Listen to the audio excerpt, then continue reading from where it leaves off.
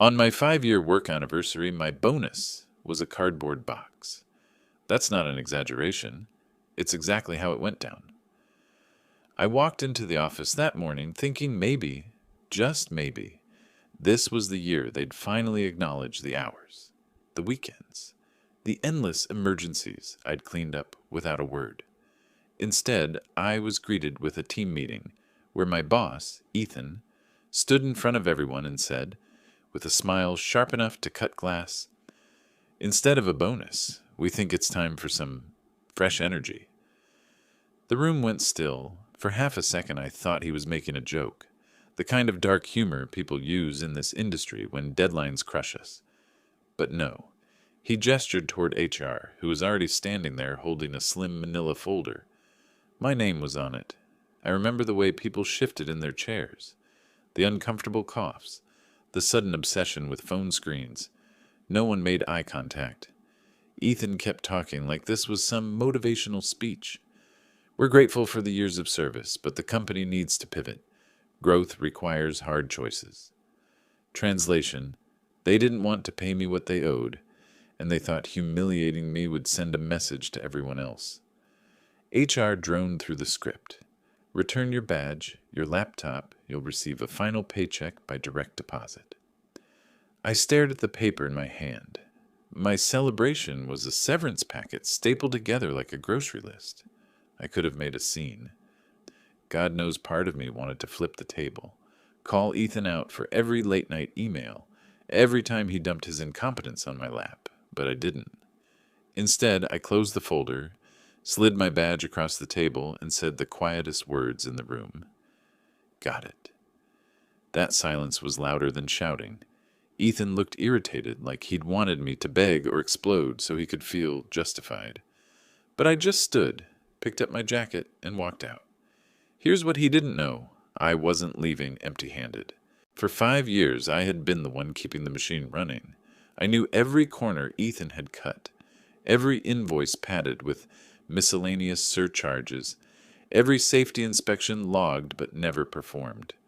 I had documented everything, not for revenge, but because I was the kind of guy who believed in records, in keeping proof when something felt wrong.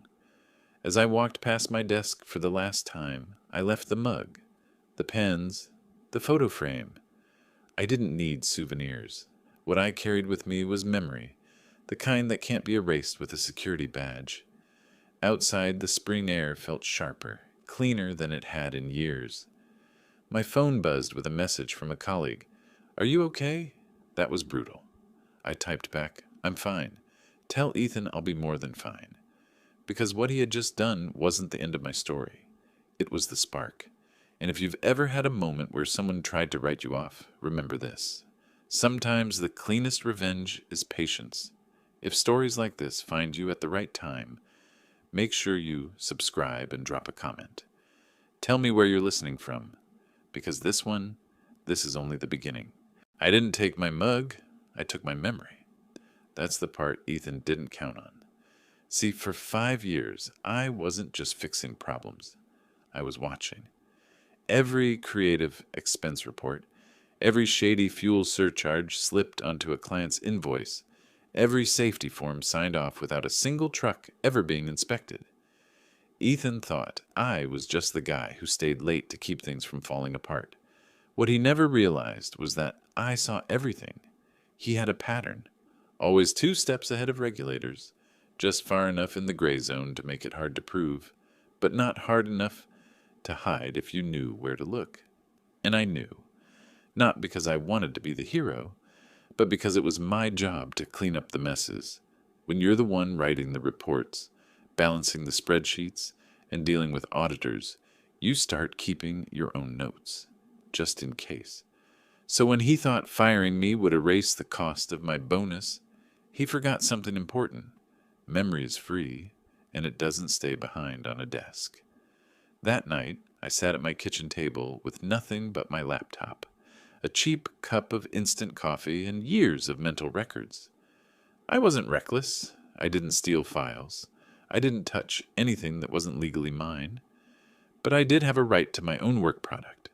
Presentations, performance analyses, time-stamped notes I'd written to myself, and I had something even better than raw data: context. I remembered which numbers never added up. I remembered which safety inspections always happened the day after a real accident. I remembered which clients were quietly overcharged and who signed off on it. And I had an ally: Dana. She'd been my mentor when I was just starting out, a senior manager who left the company years earlier, when she refused to sign off on one of Ethan's little adjustments. She'd landed at a rival firm, one that played cleaner because their clients demanded it. We'd stayed in touch. Not often, but enough. She once told me, "Someday he'll cut the wrong corner. When that happens, call me." I didn't even have to explain much. I sent her one message: "He fired me today. Anniversary. No bonus." Her reply was almost instant: "Come in tomorrow. Let's talk." But before I could even think about new jobs, I had to deal with what Ethan left behind. Clients. Good people who trusted us. I couldn't take them with me. That would have been illegal. But I could do something Ethan never let me do: give them their own history. So I drafted a simple email, short, polite, neutral. "Dear client, as part of my departure, I wanted to ensure you had full visibility into your past performance data. Attached are reports compiled during my time here. Best regards, my name." That was it. No pitch, no bitterness, just the truth. I hit send to every client I had ever worked with. Ethan couldn't accuse me of theft. I wasn't giving away trade secrets. I was giving people their own numbers they should have had all along. By midnight, my inbox was filling with replies. Confused, shocked, some angry, not at me, but at what they saw in those reports. Ethan had been feeding them doctored metrics for years, polishing bad numbers into fake wins. Now they were staring at reality, and I hadn't even said a word. And I realized something. I didn't need to shout. I didn't need to fight. All I had to do was let the truth breathe. Before I left, I planted one harmless truth Ethan couldn't resist turning into a lie. See, Ethan wasn't just a control freak. He was predictable. He hated reminders of things he'd skipped over. And I knew the one thing he couldn't resist: changing a number to protect himself. So, a week before my last day, I set up a recurring compliance task in our system. Nothing dramatic, just a quarterly reminder. Verify DOT inspection logs for March. Deadline April 15th. It was routine. It was harmless. It was the kind of thing any company should have been doing anyway. But I knew Ethan. He wouldn't do it. He'd delete it, fudge the logs, and backfill numbers like he always had. And the system would time-stamp his every move. When I walked out of that office with my cardboard box, I left that reminder behind, ticking away in the system like a quiet little landmine. That night, I sat down and wrote the whistleblower report. Not a rant, not a diary entry, a clean, professional, time-stamped submission through the Department of Transportation's portal. I attached what I knew with enough detail to make auditors curious. I didn't accuse Ethan of fraud. I documented the opportunity for it. The task reminder would do the rest. 2 hours later, I drafted a second document. A memo addressed directly to the company's board. Not an attack, not a threat. A summary. Areas of potential risk. I didn't send it yet, but I had it ready. Locked. Waiting. The hardest part? Sitting with the fear. Because once you push that button, you don't get to take it back. You don't just burn a bridge. You drop dynamite into the foundation. That night, I sat across from my partner at the kitchen table, laptop open, fingers hovering over the send key. I told her the truth. If I do this, I might never get a reference again. Ethan will try to bury me. She looked at me for a long time, then said, "Or he buries more people if you don't." That settled it. I hit send. By the next morning, Donna called. "I read your memo draft," she said. "If you can keep it clean, no stolen data, just what you've seen, I can bring you in here. But no client poaching. You come for your brain, not their business." That was fair, more than fair. And yet the part that stuck with me wasn't the promise of a job. It was the reminder of why I'd done this in the first place. Ethan thought firing me was punishment. He thought I'd vanish. But he'd forgotten the most important rule about people like me. We don't rage, we document. At 9:41 a.m., the email subject line changed everything. Litigation hold. Preserve all records. I wasn't in the building anymore, but my phone lit up anyway. Old coworkers whispering through texts. Dude, did you see this? They froze everything. What did you do? What I did was nothing more than send a report. What Ethan did was panic. That compliance reminder I'd left behind. It went off right on schedule. Ethan, true to form, tried to make it disappear. He disabled it, then backfilled the log with inspections that never happened. But the system doesn't forget. It audit log showed the original task, the deletion, the backdated entries, and Ethan's login ID stamped on every single action. It was the kind of digital footprint you couldn't explain away. The Department of Transportation, once they saw the irregularity, issued a quick request for records. That request went straight to the company's outside counsel, and within hours the board had no choice but to issue a litigation hold. Every email, every chat, every log preserved. No one could delete a thing. Ethan's move backfired instantly. He tried to shift the blame by producing a Slack export, some manufactured conversation where it looked like I had manipulated inspection schedules before leaving. But here's the problem. Slack keeps server-side backups. Security cross-checked the timestamps. The messages Ethan presented were fakes, and that was the moment the board stopped looking at me and started looking at him. I heard about it through back channels. A junior analyst I used to mentor messaged me. Just 2 words. Thank you. He knew. They all knew. Ethan had been skating by on intimidation for years, and someone finally lit a spotlight. That night, I sat with my partner on the couch, staring at the ceiling. This might kill my career, I said. Ethan will call every contact he has, paint me as disloyal. I could be done. She didn't even hesitate. Then maybe you build a new career, but at least you'll sleep at night. She was right. For the first time in years, I actually did sleep, because I knew the truth was no longer in my hands. It was in the system, immutable, time-stamped, indestructible. And here's the part that stuck with me.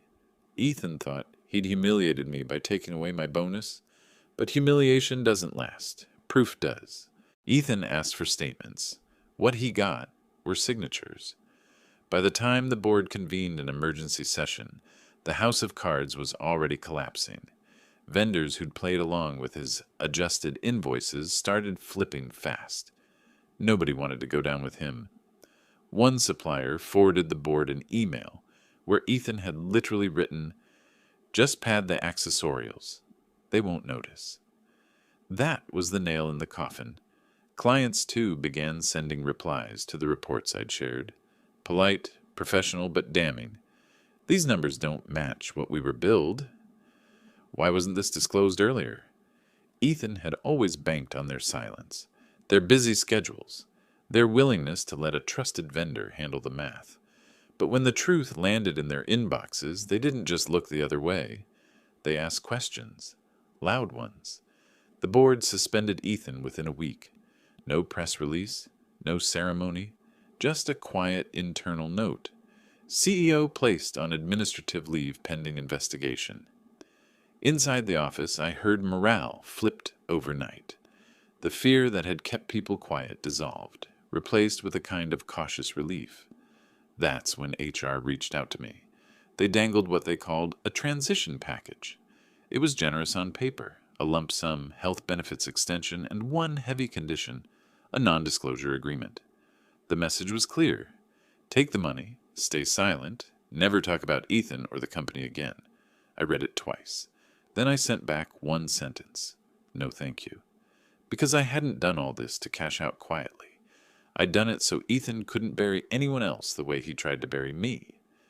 Meanwhile, Dana came through. The rival firm made it official.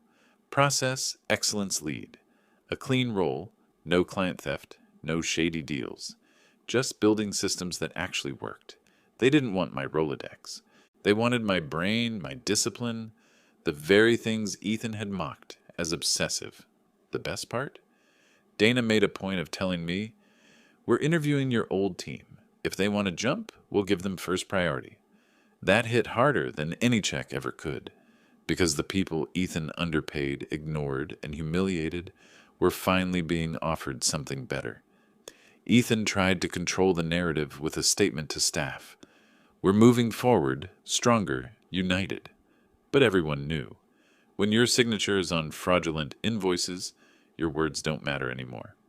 So here's what I learned. Sometimes you don't need to fight with fists. Sometimes you just need signatures, timestamps, and the patience to let people tell the truth for you. He took my bonus. I took his playbook. By the end of the quarter, Ethan was out. Not transitioned, not reassigned. Fired. The board cited breach of fiduciary duty, and regulators piled on with civil penalties. His LinkedIn went dark overnight. A man who loved microphones suddenly had no voice.